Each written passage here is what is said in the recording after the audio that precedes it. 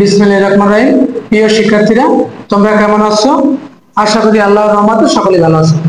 তোমরা অবগত আছো যে এইচএসসি ব্যাচের জন্য একটি হিসাব বিজ্ঞান কোর্স চলমান।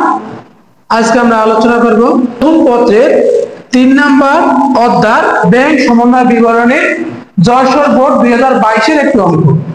যশোর বোর্ড 2022 সালের অঙ্কটি নিয়ে আমরা আলোচনা করব। প্রথমে আমরা ব্যাংক সমন্বয় বিবরণী ঘরে কেটে নিলাম। বিবরণ টাকা টাকা। দেখো প্রথমে কি আছে, 2021 সালে 31 ডিসেম্বর সোনালী ব্রাদার্সের হিসাব বই থেকে নির্মিত তথ্য নেওয়া হলো। পাস বই অনুযায়ী ব্যাংক জমার উদ্বৃত্ত। আমরা দুইটা কথা মনে রাখবো, ব্যাংক সমন্বয় বিবরণী করতে হলে দুইটা কথা মনে রাখবো। পাস বই অনুযায়ী ব্যাংক জমার উদ্বৃত্ত যদি থাকে তাহলে নগদ রাইট হবে, আর নগদ বই অনুযায়ী যদি ব্যাংক জমার উদ্বৃত্ত থাকে তাহলে পাস বই রাইট হবে, মানে ব্যাংক রাইট হবে। এই দুইটা কথা মনে রাখতে হবে। দেখো প্রথমে আছে আমার পাস বই অনুযায়ী ব্যাংক জমার উদ্বৃত্ত। তাহলে কি পাস বই অনুযায়ী ব্যাংক জমার উদ্বৃত্ত আমার দিয়ে দেওয়া আছে পাস বই অনুযায়ী ব্যাংক জমার উদ্বৃত্ত। পাস বই বলতে ব্যাংক বুঝি আমরা, পাস বই অর্থ বলতে বুঝি আমরা ব্যাংক। আছে হলো 30,000 টাকা। পাস বই অনুযায়ী ব্যাংক জমা উদ্বৃত্ত 30,000 টাকা। আর আমার বাইরে নগদ বই অনুযায়ী ব্যাংক জমার উদ্বৃত্ত আমার দিয়ে দেওয়া আছে পাস বই অনুযায়ী ব্যাংক জমার উদ্বৃত্ত। পাস বলতে বোঝাই আমরা ব্যাংকে। যদি পাস বই অনুযায়ী ব্যাংক জমার উদ্বৃত্ত দেওয়া থাকে তাহলে রাইট হবে নগদ বই অনুযায়ী ব্যাংক জমার উদ্বৃত্ত। আবার যদি দেওয়া থাকে নগদ বই অনুযায়ী ব্যাংক জমার উদ্বৃত্ত তাহলে বাইরে হবে পাস বই অনুযায়ী। এই পাস মানে ব্যাংক, যদি ব্যাংক অনুযায়ী ব্যাংক উদ্বৃত্ত দেওয়া থাকে বাইরে হবে ব্যবসা মানে নগদ। আবার এই নগদ অনুযায়ী যদি থাকে তাহলে ব্যাংক বাইরে। এই দুটো কথা আমরা মনে রাখবো। তাহলে প্রথমে রাখতে পারি আমরা যোগ।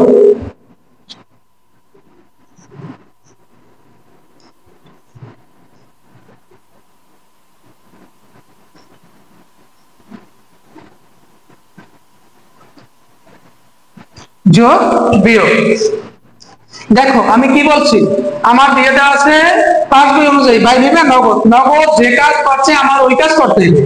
তুমি মনে রাখবা পাস বই অনুযায়ী যদি দেওয়া থাকে নগদ রাইট দিবে, নগদ যে কাজ করছে ওই কাজ আমার করতে হবে। দেখো কি আছে, 2 তারিখ আছে প্রাপ্য হিসাব কর্তৃক সরাসরি ব্যাংকে জমা 7,000 টাকা, যা নগদান বইতে লেখা হয়নি।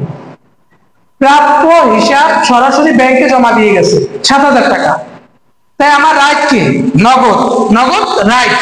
আমার প্রাপ্য হিসাব সরাসরি 7,000 টাকা ব্যাংকে জমা দিয়েছে। আমি কি যোগ করছি? আমি কিন্তু যোগ করিনি। কে যোগ করছে? ব্যাংক। ব্যাংক যেহেতু যোগ করছে রাইট কে নগদ, যেহেতু ব্যাংক যোগ করছে ব্যাংকে কি করতে হবে? বিয়ে করে দিতে হবে। তাহলে আমরা লিখতে পারি 1 নম্বরে প্রাপ্য বিল প্রাপ্য হিসাব সরাসরি ব্যাংকে জমা দেওয়া হবে। প্রাপ্য হিসাব কর্তৃক সরাসরি ব্যাংকে জমা। প্রাপ্য হিসাব কর্তৃক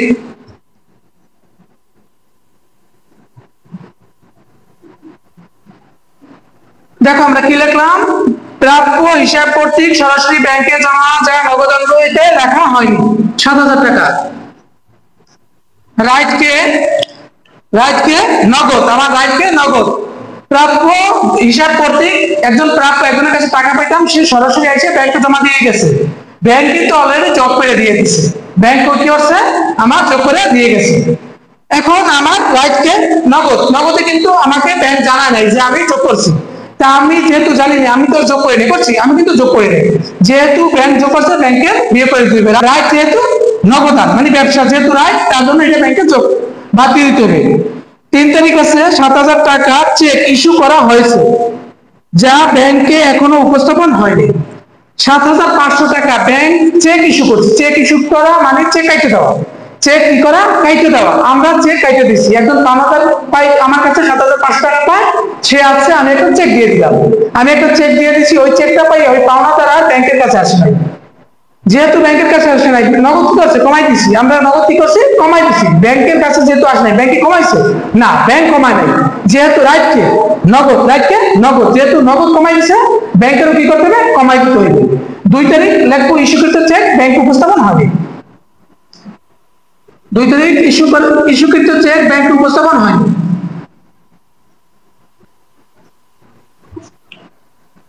2 তারিখ কি আছে? ইস্যুকৃত চেক যা ব্যাংকে উপস্থাপন হয়নি 7,500 টাকা। লেখো 7,500। রাইট যেহেতু রাইট কে নগদ, যেহেতু নগদ রাইট, তাই নগদ যে কাজ করছে আমার ওই কাজ করে দিতে হবে। নগদ যেহেতু কমাই দিচ্ছে ব্যাংকেরও কমাই দিতে হবে, তার জন্য লেখছি ইস্যুকৃত চেক ব্যাংক উপস্থাপন হয়নি। 4 তারিখ আছে ব্যাংক প্রাপ্য বিলের টাকা আদায় করেছে 5,000 টাকা, যা নগদানভুক্ত হয়নি। রাইট কে নগদ, নগদ রাইট, আদায় করছে কে ব্যাংক, ব্যাংক আদায় করে ব্যাংক কিন্তু আমার অ্যাকাউন্টে যোগ করে দিচ্ছে। তা ব্যাংক আমাকে জানায় নাই, যেহেতু আমাকে ব্যাংক জানায় নাই আমি কিন্তু যোগ করি নাই, আমি কিন্তু কি করি নাই যোগ করি নাই। ব্যাংক যেহেতু যোগ করছে রাইট কে নগদ, যেহেতু ব্যাংক যোগ করছে ব্যাংকে দিতে হবে। 3 নম্বর লেখো প্রাপ্য বিলের টাকা ব্যাংক কর্তৃক আদায়, যা নগদানভুক্ত হয়নি।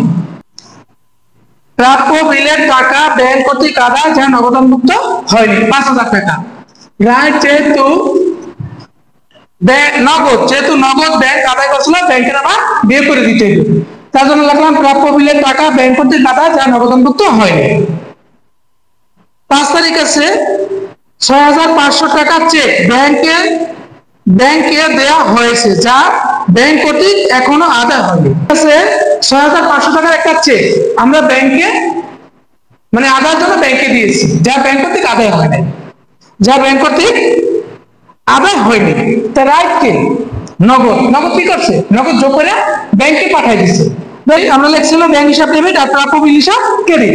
এখন ওই চেকটা ব্যাংক আদায় করতে পারেনি, ওই চেকটা কি করতে পারে ব্যাংক আদায় করতে পারে, আমরা কি করছি যোগ করছি। রাইট কে নগদ, নগদ যে কাজ করছে ওই কাজ করতে দিবে। আমার ব্যাংক কি কাজ করলো ওইটা কোনো আমার দেখার বিষয় না, আমার কি করতে হবে নগদ, নগদ যেহেতু যোগ করছে ব্যাংকেরও কি করতে হবে যোগ করতে হবে। 1 তারিখ লাগতে পারে আদায়ের জন্য ব্যাংকে চেক জমা, যা ব্যাংক কর্তৃক আদায় হয়নি।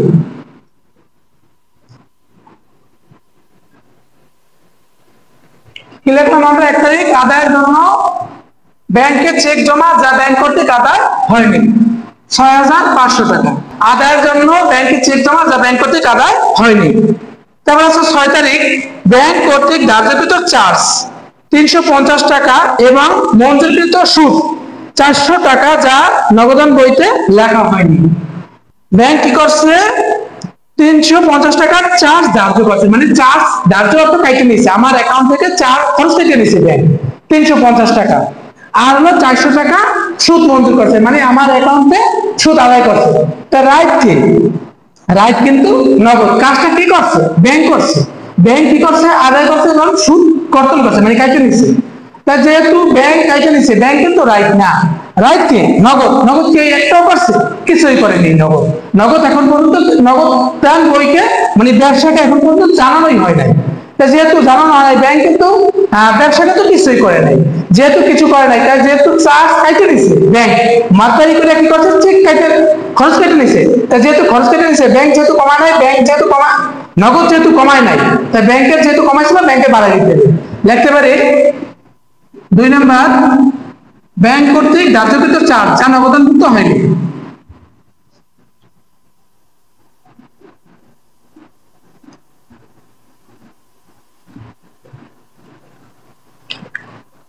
ব্যাংক কর্তৃক ধার্যকৃত চার্জ, যা নগদানভুক্ত হয়নি, যেহেতু ব্যাংক এটা আমার অ্যাকাউন্ট থেকে কমাইতেছিল, আবার ব্যাংকে কি করতে হবে রাইট যেহেতু নগদ ব্যাংকের অবশ্যই বাড়া দিতে হবে 350 টাকা।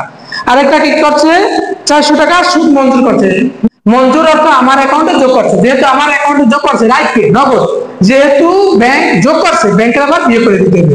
তাহলে লিখতে পারি ব্যাংক কর্তৃক মঞ্জুরকৃত সুদ, যা নগদানভুক্ত হয়নি।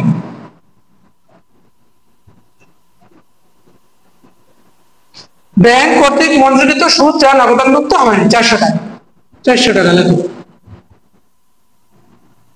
এখন এই দুটো যোগ করো, হলো 6,850 টাকা, এটার সাথে এটা যোগ করো হলো 36,850 টাকা।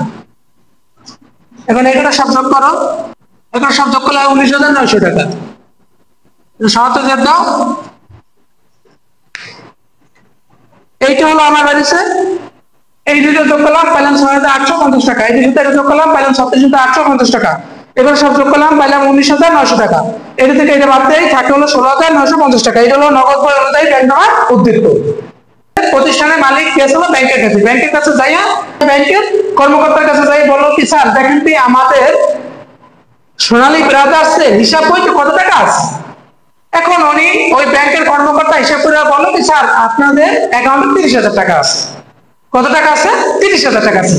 তার জন্য লিখলাম পাসবই দিয়ে দেওয়া ছিল, এবং ওই যেহেতু ব্যাংকের কর্মকর্তা বলছে যে 30,000 টাকা আছে, ওই জন্য পাসবই অনুযায়ী ব্যাংক জমার উদ্দিত, তার জন্য লিখলাম পাসবই অনুযায়ী ব্যাংক জমার উদ্দিত 30,000 টাকা। এখন আইসা মালিক মেয়েদের কাছে হিসাব চেয়েছে, হিসাব চাইয়া দেখে কি গড় মিলে আছে, দেখে কি ব্যাংকের টাকার সাথে আমাদের ব্যবসার টাকার সাথে মেলে না। এখন মেলে না কোন কোন কারণে? এখন যেহেতু না মেলে, তো অবশ্যই মালিক কিছু তোমাকে বলতে পারে, বিভিন্ন কথা বলতে পারে যে আপনি টাকা কি করেন। তার জন্য আমার এখন ওই মালিককে আমার হিসাব করতে দিতে হবে যে আমাদের কোন কোন কারণে, কোন কোন হিসাবের জন্য আমার ব্যাংকের সাথে আমার ব্যবসার অ্যাকাউন্ট মানে হিসাব মিল নাই, ওই হিসাবটা আমরা দেবো। তার জন্য আমার ব্যাংক সম্বন্ধে বিবরণী করতে হবে। দেখো কি আছে দেওয়া আছে, পাসবই অনুযায়ী ব্যাংক জমার উদ্দিত আছে 30,000 টাকা। লিখলাম আমরা পাসবই অনুযায়ী যেহেতু দিয়ে দেওয়া আছে, যদি থেকে পাসবই হইবে নগদ, যদি থেকে নগদ হবে পাসবই, এই দুটো কথা মনে রাখবা। প্রথমে লিখলাম যোগ আর বিয়োগ। তাহলে পাসবই অনুযায়ী আমার রাইট যেহেতু নগদ, নগদ যে কাজ করতে ওই কাজ করতে হবে। 1 নাম্বার আসলো প্রাপ্য হিসাব কর্তৃক সরাসরি ব্যাংকে জমা 7,000 টাকা। প্রাপ্য হিসাব কর্তৃক সরাসরি ব্যাংকে জমা দিচ্ছে, যেহেতু ব্যাংকে জমা দিচ্ছে আমার ব্যাংকে কিন্তু যোগ করে দিচ্ছে, ব্যাংক কি করছে ব্যাংকে অ্যাকাউন্টটা আমার যোগ করে দিচ্ছে। রাইট যেহেতু নগদ, নগদ যেহেতু যোগ করা নাই, ব্যাংক যেহেতু যোগ করছে ব্যাংকে বাদ দিয়ে দিতে হবে। তার জন্য লিখলাম প্রাপ্য হিসাব কর্তৃক সরাসরি ব্যাংকে জমা যা নগদানভুক্ত হয়নি 7,000 টাকা। 3 তারিখ আছে 7,500 টাকার চেক ইস্যু করা হয়েছে, যা এখনো ব্যাংকে উপস্থাপন হয়নি। ইস্যু মানে কাইটে দেওয়া, আমরা একটা চেক কাইটে দিচ্ছি 7,500 টাকা। ওই চেকটা পাই ওই পাওনাদার আর ব্যাংকের কাছে আসে নাই, যেহেতু ব্যাংকের কাছে আসে নাই ব্যাংক কিন্তু কমাই নাই।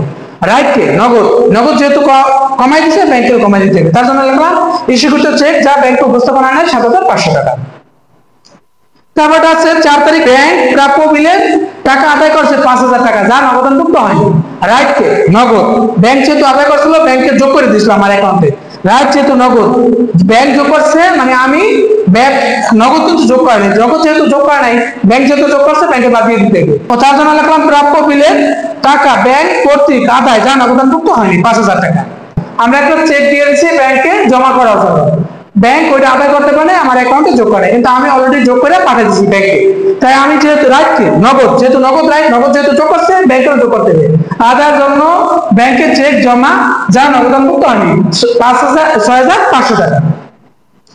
আর সেটা আছে ব্যাংক কর্তৃক ধার্যকৃত চার্জ, যেহেতু ব্যাংক চার্জ ধার্য করছে মানে কমাই দিচ্ছে আমার অ্যাকাউন্ট থেকে। রাইট কে নগদ, ব্যাংক যেহেতু কমাই দিচ্ছিল নগদ যেহেতু কমাই নাই ব্যাংকের আবার বাড়াই দিতে হবে। তার জন্য লিখলাম ব্যাংক কর্তৃক ধার্যকৃত চার্জ যা নগদানভুক্ত হয়নি 350 টাকা। আর একটা সুদ মঞ্জুর করছিল, মঞ্জুর মানে আমার অ্যাকাউন্টে যোগ করছে, যেহেতু নগদ যোগ করে নাই ব্যাংক যেহেতু মাত্রায় করে যোগ করছে ব্যাংকের দিয়ে করে দিতে হবে। ব্যাংক কর্তৃক মঞ্জুরকৃত সুদ যা নগদানভুক্ত হয়, এটা এটা যোগ করলাম, এই জায়গায় নামাইলাম এটা, এটা এটা যোগ করলাম পাইলাম এটা, এইগুলো সব যোগ করলাম পাইলাম 19,900 টাকা। এটা থেকে এটা বাদ দিলাম পাইলাম হলো এগুলো নগদ বই অনুযায়ী ব্যাংক জমার উদ্দিত। তা আমি মালিককে দেখাই দিলাম যে আমার এই এই কারণে আমার ব্যাংকের সাথে হিসাব মেলে নাই। এই হলো আমার ব্যাংক সমন্বয় বিবরণী, যশোর বোর্ড 2022 সালে ব্যাংক সমন্বয় বিবরণী। আশা করি তোমরা এই অঙ্কটা বারবার করবা, তাহলে এই ধরনের অঙ্কে কোনো সমস্যা হবে না।